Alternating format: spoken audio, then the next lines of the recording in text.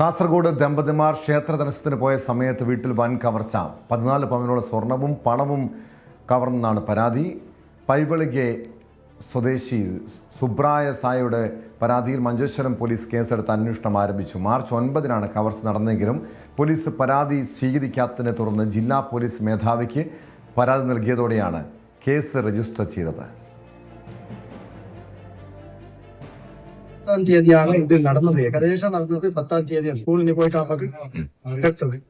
അത് ഗുന്തുള്ള ആൾ തന്നെ ആയിട്ടുണ്ടാകും. എല്ലാം നോക്കുന്ന ആളാണ്. 13 പവൻ പൊന്നി പോയിട്ടുണ്ടാകും. ഏകദേശം 13 പവൻ.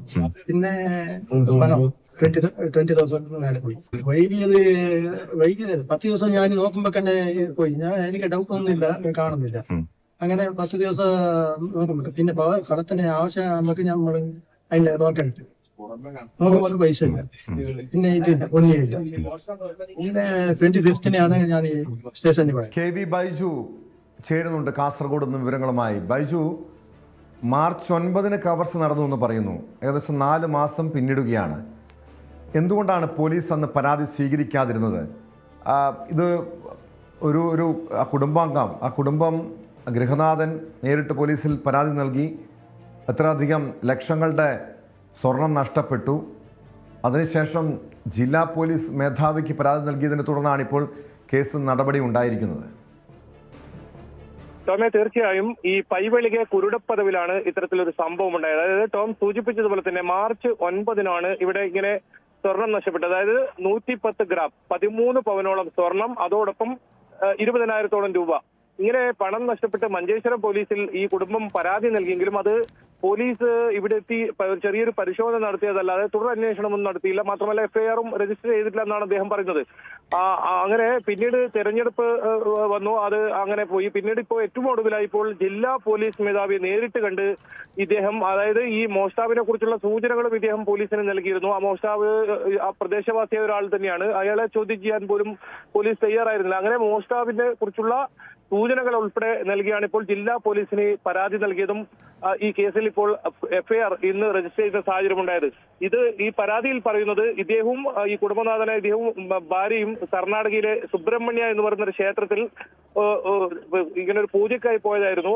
ആ സമയത്താണ് ഈ കവർച്ച നടന്നത്. ഈ മക്കൾ കോളേജിലാണ് പഠിക്കുന്നത്, ഒരാൾ കോളേജിലും ഒരാൾ സ്കൂളിലും. അങ്ങനെ ഇവർ ഇല്ലാത്ത സമയത്ത് താക്കോൽ വീട്ടിൽ ഇങ്ങനെ വെച്ചിരുന്നു. ആ താക്കോൽ എടുത്ത് വീട് തുറന്ന് കൃത്യമായി കവർച്ച നടത്തി. അതാണ് ഇവരുടെ പരാതിയിൽ പറയുന്നത്. അപ്പോൾ ഇവർ പേര് സഹിതം ഒരു സംശയമുള്ള ആളെ ഇവർ ഈ ഒരു പരാതിയിൽ പറഞ്ഞിട്ടുണ്ട്, ഇന്ന ആളാണെന്നത്. പക്ഷേ പോലീസ് അയാളെ വിളിപ്പിച്ച് ചോദ്യം ചെയ്യാനോ തുടരന്വേഷണം ഒന്നും നടത്തിയില്ല. പോലീസ് ഒരു എൻക്വയറി നടത്തി നേരത്തെ ഈ കവർച്ച നടന്ന സമയത്ത്.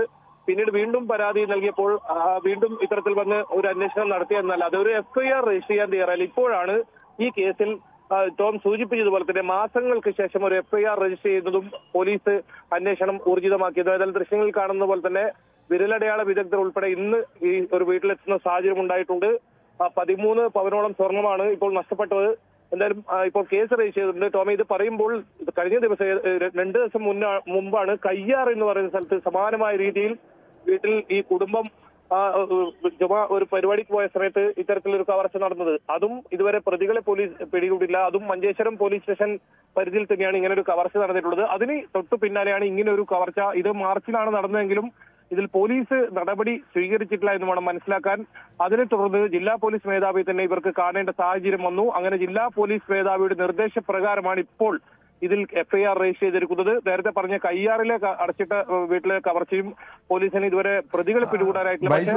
അതായത് ഇത്രയും മാസങ്ങളായി ഈ സംഭവം നടന്നിട്ട് പ്രതികളെ കുറിച്ച് എന്തെങ്കിലും സൂചനയുണ്ടോ? ഇത് പോലീസിനെ സംബന്ധിച്ച് വലിയ വെല്ലുവിളിയല്ലേ? കാരണം 4 മാസം മുൻപ് നടന്ന ഒരു കവർച്ചാ കേസിൽ തെളിവുകൾ കണ്ടെത്തണം, പ്രതിയെ കണ്ടെത്തണം, വലിയ വെല്ലുവിളി നിറഞ്ഞ കാര്യമല്ലേ അത്? ടോമെ, ഇതിൽ കൃത്യമായി ഇവർ പേര് സഹിതം ഈ പരാതിയിൽ പറയുന്നുണ്ട്. അതായത് ഈ അയൽവാസി, വീടിന് തൊട്ടടുത്തുള്ള ഒരാൾ, അയാളുടെ പേര് സഹിതമാണ് ഈ പരാതി നൽകിയിരിക്കുന്നത്. അയാളെ സംശയമുണ്ട് എന്നാണ് ഇവർ കുടുംബം പറയുന്നത്. അങ്ങനെയാണെങ്കിൽ ഇയാളെ ചോദ്യം ചെയ്യുന്ന ഉൾപ്പെടെ നടപടികൾ നേരത്തെ സ്വീകരിക്കാമായിരുന്നു. പക്ഷേ അങ്ങനെ പോലീസ് അത്തരമൊരു നടപടികളിലേക്ക് ഒന്നും കടക്കാതെ ഈ വീട്ടിലെത്തി ചെറിയൊരു അന്വേഷണം നടത്തി പിന്നീട് തുടരന്വേഷണം ഒന്നും ഇല്ലാത്ത സാഹചര്യമാണ് ഉണ്ടായത്. ഏതായാലും ഇപ്പോൾ ഇവർ ഈ പേര് സഹിതം സംശയമുള്ള ഒരാളെ ഇവർ പറയുന്നുണ്ട്. അയാളെ ഇപ്പോൾ പോലീസ് ചോദ്യം ചെയ്യുന്നുണ്ടെന്നാണ് നമുക്ക് മനസ്സിലാക്കാൻ സാധിക്കുന്നത്. അങ്ങനെയെങ്കിൽ വീടുമായി അടുത്ത് ബന്ധം പുലർത്തുന്ന ഒരാൾ തന്നെയാണ് ഈ ഒരു സംഭവത്തിലും കവർച്ച നടത്തിയത്. കയ്യാറിലേക്ക് വന്നാൽ നമ്മൾ കഴിഞ്ഞ ദിവസം റിപ്പോർട്ട് ചെയ്തതാണ്, സ്വർണം അവിടെ നിന്ന് തന്നെ അവരുടെ വീട്ടുപറമ്പിൽ നിന്ന് തന്നെ കവർ ചെയ്ത് സ്വർണം കടത്തുന്ന സാഹചര്യം ഉണ്ടായിരുന്നു. അതും വീടുമായി അടുത്ത ബന്ധമുള്ളവരെന്നാണ് പോലീസ് സംശയിക്കുന്നത്. അതിലും പ്രതികളെ പിടികൂടിയിട്ടില്ല. എന്നാലും പ്രൊഫഷണൽ സംഘങ്ങളല്ല ഇത്തരം സംഭവങ്ങൾ ഈ കവർച്ച നടത്തിയത് 2 കേസിലേക്ക് പരിശോധിച്ചാലും എന്ന് പ്രാഥമികമായി പോലീസ് പറയുന്നുണ്ട്. ഈ സംഭവത്തിൽ പേര് സഹിതം ആരാണോ ഈ ഒരു മോഷണം നടത്തിയെന്ന് സംശയിക്കുന്ന ആളുടെ പേരുൾപ്പെടെയാണ് ഇപ്പോൾ പരാതി നൽകിയിട്ടുള്ളത്. എന്തായാലും ഇപ്പോൾ ഈ കേസിൽ പോലീസ് അന്വേഷണം ഊർജിതമാക്കിയിട്ടുണ്ട്. ഇന്നാണ് ഇതിൽ FIR രജിസ്റ്റർ ചെയ്തത്.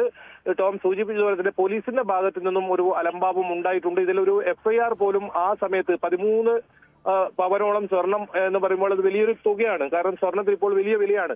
അങ്ങനെ സ്വർണം നഷ്ടപ്പെട്ട് ഒരു പരാതി നൽകിയാൽ അത് FIR രജിസ്റ്റർ ചെയ്തതിന് പകരം പോലീസ് ഒരു പ്രാഥമിക പരിശോധന നടത്തി അത് ആ കേസ് അന്വേഷണം ഇഴഞ്ഞു നീങ്ങുന്ന സാഹചര്യമാണ് ഉണ്ടായത്. ഇപ്പോൾ ഇന്ന് ഇതിൽ FIR രജിസ്റ്റർ ചെയ്തിട്ടുണ്ട്.